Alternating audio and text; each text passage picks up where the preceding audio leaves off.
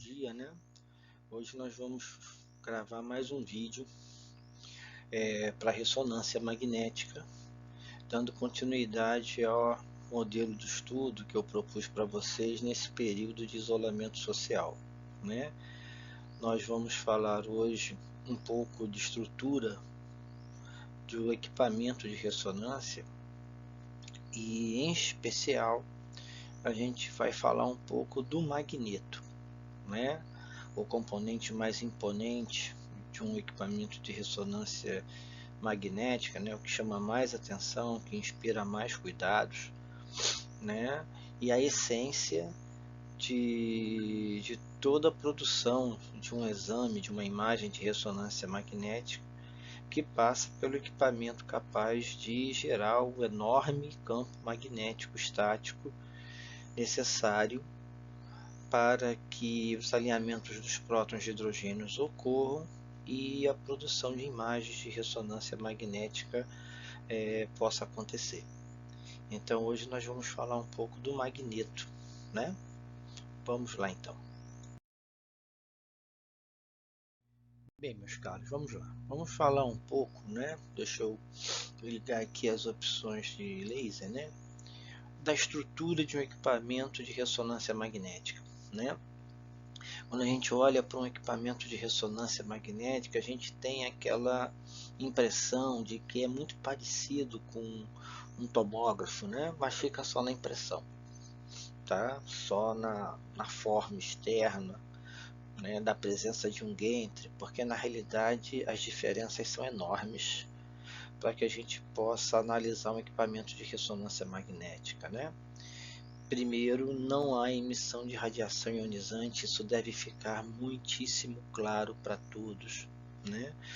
Porque ainda hoje é possível encontrar profissionais tecnólogos em radiologia carregando essa dúvida, que é uma dúvida muito ruim, exigindo 24 horas de trabalho semanais, querendo um regime diferenciado de horas, achando que isso é direito e não negociação.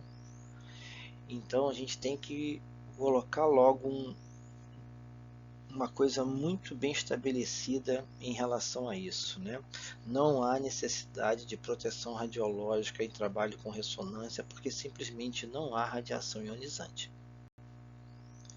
Se trabalha com um campo magnético gigantesco, se trabalha com um campo magnético enorme, que pode ter algum tipo de influência e produzir algum tipo de dano à saúde? Pode. Está devidamente quantificado para se associar a algum tipo de risco? Ainda não.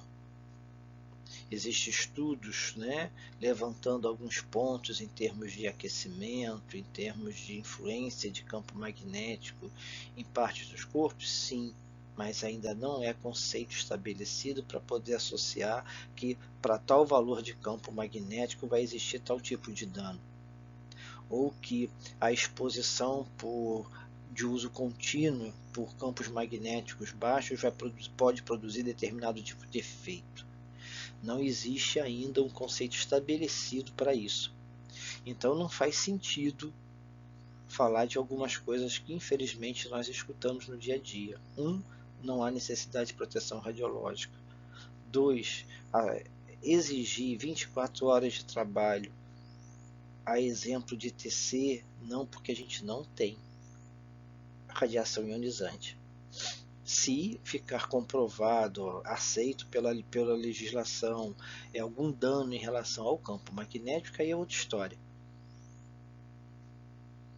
Tá? Mas não há radiação ionizante também. Então isso tem que ficar muito claro e muito cristalino para os profissionais que vão atuar em ressonância, para que não seja repetido algumas coisas muito ruins e erradas que contribuem para perda de credibilidade de um profissional que vai atuar com ressonância magnética. Agora vamos voltar aqui no sistema de RM, né, e quais os componentes fundamentais que ele possui. Nós podemos enquadrar em 4 partes principais, tá? A gente pode enquadrar no magneto, que é o que nós vamos falar hoje, né? Ressonador também chamado, que produz o campo magnético. tá? E nós vamos abordar os 3 tipos principais hoje, suas aplicações. Existem as bobinas, tanto de gradiente, que nós já falamos anteriormente sobre esse tema, e radiofrequência. Existem os sistemas controladores de envio e recebimento do sinal de radiofrequência e de gradiente do campo magnético. Ou seja, as bobinas geram esses sinais, mas quais são os sistemas que controlam, quais os sistemas que fazem esses sinais terem a forma e obedecer ao protocolo desejado? E por último, vamos falar um pouquinho sobre a estação de trabalho, a mesa de exame que compõe o equipamento de ressonância magnética, ok? Bem, vamos lá. Vamos aqui começar a falar um pouquinho do magneto, né? Vamos falar do magneto, que é o nosso objeto de estudo. O magneto, ele é o componente mais visível de um sistema de RM, tá? É o magneto que produz o campo magnético estático, né, de intensidade constante, responsável por colocar em precessão todos os prótons de hidrogênio do nosso corpo. Então, é esse campo magnético intenso, por exemplo, que é responsável pela frequência de precessão dos prótons de hidrogênio. Lembra da equação de Lamour? Frequência de precessão é igual a razão giromagnética vezes B. B é o campo magnético estático, campo magnético este produzido pelo magneto. Tá? Esse magneto aqui, essa estrutura aqui, ó, em forma de túnel, né, que assusta um pouco os pacientes, né, ele pode ter a classificação em 3 tipos. Tá? Ele pode ser um magneto resistivo, ele pode ser um magneto permanente e ele pode ser um magneto à base de supercondutores. Os magnetos resistivos e permanentes geram campos magnéticos baixos, tá? Normalmente menores que meio Tesla. Já os supercondutores, né, são os equipamentos que nós vemos mais comumente, que geram altos campos magnéticos, né, 3 Tesla ou mais. Né? Esses equipamentos de ressonância magnética que geram esses campos magnéticos muito elevados, eles são a base de supercondutores. Vamos falar um pouquinho de cada um desses 3 tipos, né, de magnetos e vamos entender por que dessa limitação que está aparecendo aqui. Né? Vamos dar uma estudada sobre isso. Primeiro vamos falar do resistivo, né? Do magneto resistivo. O magneto resistivo, ele basicamente a gente pode comprar uma enorme bobina.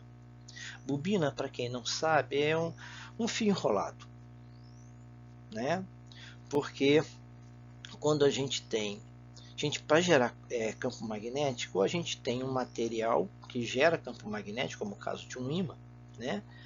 Ou a gente tem corrente elétrica passando por um fio condutor. Quando a gente enrola esse fio condutor, né, a corrente percorre um espiral, digamos assim. Né? E ela percorrendo o espiral, ela produz um campo magnético no interior desse fio enrolado, retilíneo. Né? Então, quando a gente tem corrente elétrica passando por um fio, a gente gera campo magnético no entorno.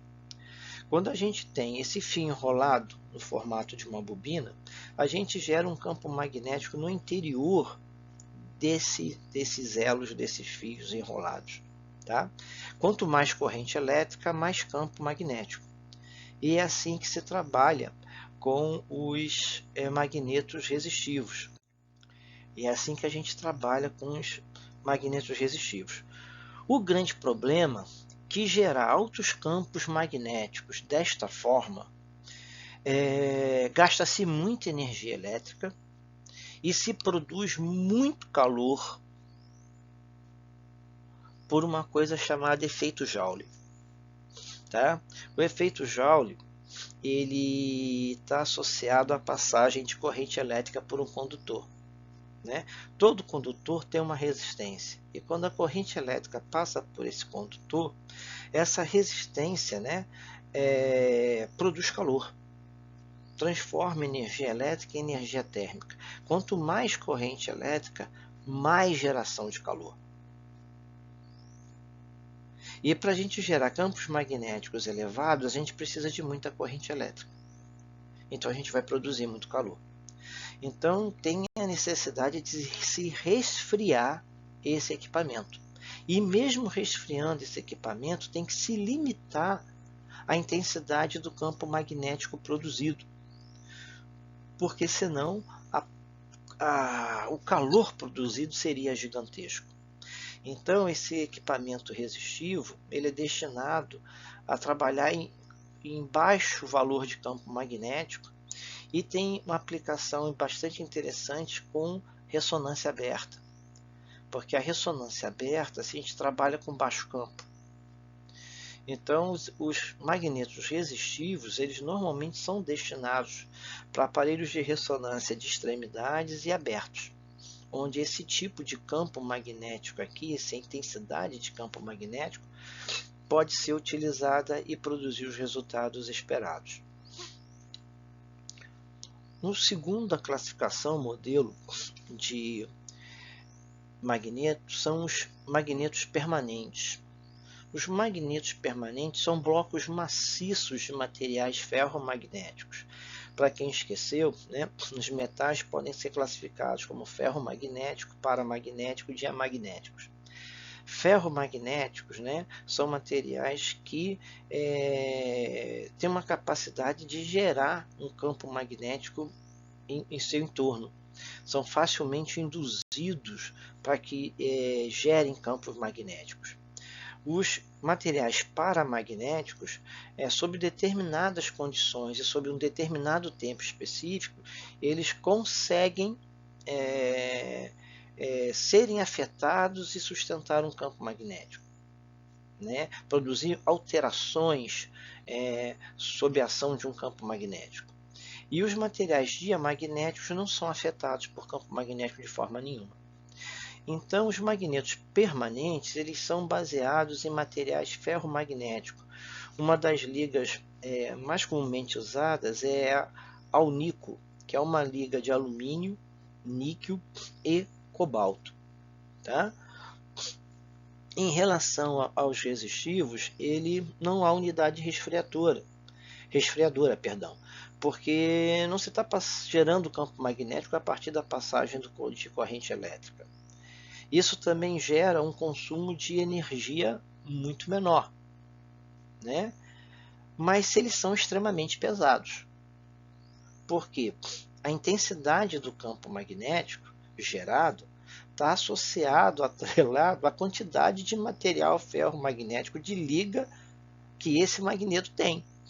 Então, para ele produzir campos magnéticos maiores, ele precisa de muito material permanente, muito material ferromagnético para isso. Então, isso acaba sendo um limitador do campo, da intensidade de campo magnético que ele pode gerar, né, por questões de operacionais. Tá? Então, esses equipamentos também são utilizados para produzirem baixo campo, como os resistivos, por motivos diferentes, né?